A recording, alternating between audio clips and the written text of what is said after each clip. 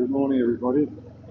Hopefully you can hear me above the engine roar. I've got the camera attached to the chest harness on obviously my chest, and the clip-on microphone just attached to the the panel of my coat. Anyway, today's Friday. It's the 27th, I think, of 27th of June, and it's 8 o'clock in the morning.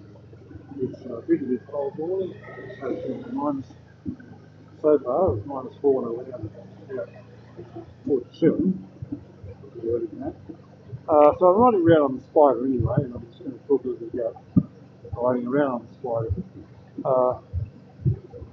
For those who follow my videos, you know that I've been in Tasmania for quite a while. And while I was down there, I was riding my Suzuki Burgman 650 scooter. And I remember the first time I got on it, when I got down there this time, not having ridden it for about a year, I had to remind myself that I was now on the two-wheel machine, and a whole lot of things I had to do differently from riding the Spyder. Obviously, two wheels, not three. Despite the Suzuki Burgman being a scooter, like a regular motorcycle, leans and does all those sort of things. I had to remind myself there was no brake pedal, but there were levers on the handlebars for the front and rear brakes. And you had a CVT, or constantly variable transmission, which just meant you twisted and you went just to go for it. And so I got used to that after the first or second ride. I just had to keep reminding myself every now and again when you're on the scooter, you're on the two wheels.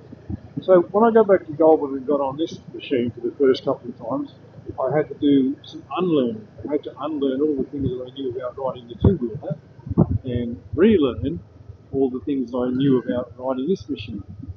I had to remind myself, first of all, that I was on three wheels, not two, even though it was obvious that was the case. I still had to remind myself. I had to, as a result of that, I had a different sense of security, safety, I suppose, a greater sense of stability and safety about riding on the three wheels. I didn't have to worry that if I went around the curve a bit too fast, that there might still get underneath me or something like that. If I hit an imperfection in the road surface, that might cause the bike to become unstable. I'm not saying those things don't happen with the three-wheeler, but you can usually avoid them because you can ride between an imperfection on the road and the two-wheel, with the two wheels at the front, and the bike's not likely to slide out underneath you if you're leaning into a curve, because you can't lean into the curve. But the biggest thing I had to unlearn was the fact that I was coming to an intersection just after I got on it, and I had to slow down, and my hands automatically went searching for the brake levers. I had to remind myself there were no brake levers. I could see there were none, but I had to mentally tell myself there were no brake levers. My right foot went searching for the brake pedal, which it knew was there. So that's all that muscle memory stuff that didn't go on about that I sometimes wondered if it's actually the case that just a bit of a market but my right foot went searching for the brake pedal, and I knew it was there. And put my foot on the brake and it did its job, and the bike slowed down and I felt comfortable, and I didn't have to worry about managing the levers and all that sort of stuff. So that was quite a thing to remember. I also had to remember that with the Spyder, it's a semi-automatic transmission, so you have to change up using the left thumb as a paddle wheel and you just push it. I always close the throttle off between gear changes so that I'm practicing first I ever get a motorcycle with a clutch again. Not necessary to do that, but I do it anyway. You don't need to do anything to change them other than just close the throttle off, switch it off the brake. The bike will know that you are slowing down, and therefore will automatically change gear for you. That's a very handy feature. Of course, the other thing I had to remember was that the Spyder does not lean. It's a wider part at the front, has probably a small hatch. It doesn't lean. It has independent suspension. I think the shutter build is a wishbone. I think they call it wishbone suspension. And it doesn't lean. So when you want to go into it, when you want to make a turn or lean into a corner, or especially make a right or left hand turn, you have to actually lean your body in the direction of the turn that you're going to make. So if you're going to turn right, you have to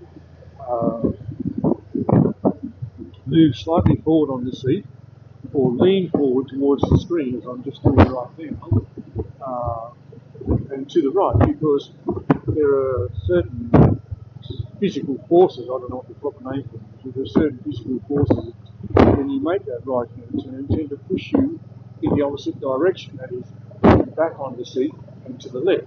So to counteract that, you lean slightly forward and to the right in the direction of the turn that you're making. And of course, you also have to remember to pull with your right hand gently, push with your left hand, so as your left arm is progressively straightening as you make it, and your right arm is shortening with your right hand. Try to keep your elbow close to your body while you're doing that. So those are all the things that you have to remember when you're making the right hand turn or a left hand turn.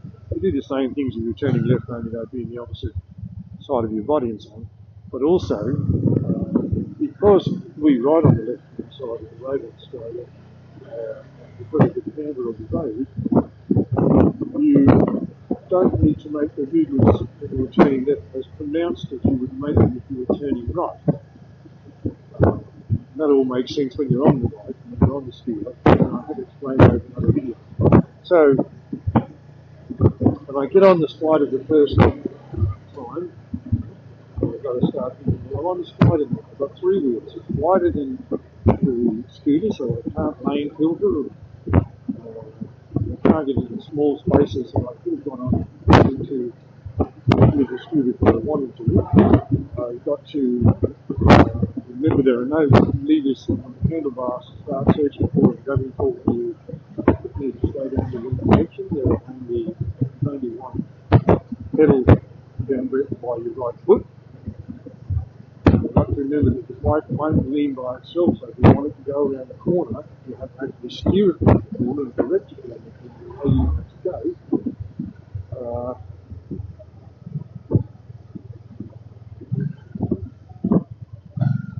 Then,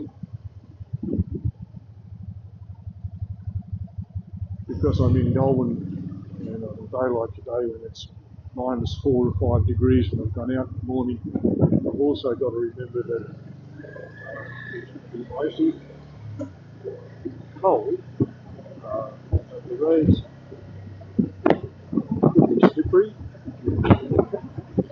like ice.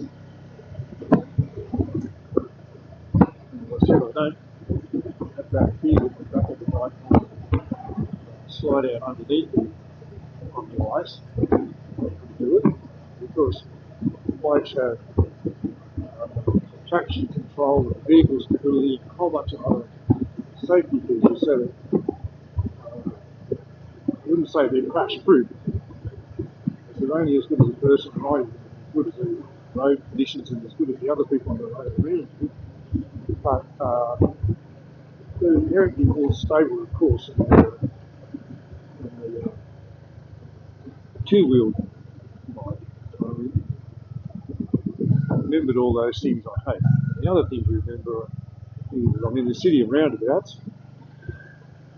And when I exit the roundabout, putting myself on the floor, turn left. I know lots of people don't do that. They don't do it because they're probably not aware that they're supposed to do it. Most of us, as far as I'm aware, it's not rigidly enforced.